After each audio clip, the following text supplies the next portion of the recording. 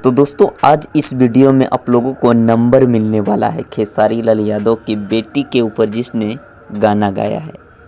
क्या नाम है भाई? मिथुन कुशवाहा। उसका नंबर आप लोगों को प्रोवाइड करवाने वाले हैं और फाइनली हमने बात भी किया है उस कॉल पे, तो उसी नंबर को आप लोगों को देने वाले हैं, लेकिन वो वीडियो के अंत में देने वाले हैं। आप लोगों को बताऊं कि भाई जैसे आप लोग थंबनेल में देखें एक्शन शुरू हो चुका है, उसी प्रकार से खेसारी टीम के तरफ से एक पोस्ट आ चुका है, जिस पोस्ट में लिखा है भाई, समझ सकते हैं आप लोग, खेसारी टीम के मेंबर ही विवेक सिंह ने पोस्ट किया था, खेसारी के मैनेजर। तो सबसे पहले उस नंबर पे भाई कॉल लगा के देखते हैं। भाई लोग ये देखिए, आज हम मिथुन कुशवाहा के फ़ोन लगावतानी जो खेसारी लाल यादव के बेटी के ऊपर गाना गाया है। तो देखते हैं फ़ोन उठाता है या फिर नहीं। तो दोस्तों अभी तो फ़िलहाल कॉल नहीं लगा, लेकिन 4 बजे के समथिंग हमने इसी नंबर से बात किया था। तो आप ही लोगों के ये डिमांड पे ये वीडियो था कि भैया उसका नंबर प्रोवाइड करवाइए।